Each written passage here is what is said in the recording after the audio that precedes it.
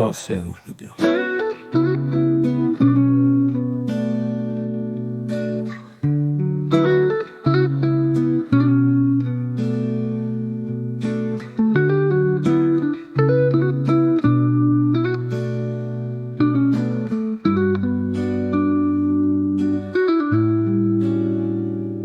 Louvores e graças a ti, por me haveres guiado ao caminho do reino e permitido andar nessa estrada reta e longa. Por haveres iluminado meus olhos pela contemplação dos esplendores de tua luz, e por haveres inclinado meus ouvidos às melodias das aves de santidade do reino dos mistérios,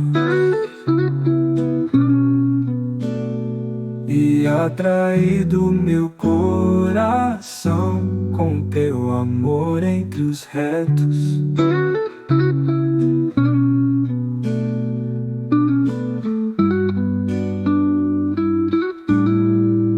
E por haveres inclinado meus ouvidos às melodias das aves de santidade do reino dos mistérios, e atraído meu coração com teu amor entre os retos.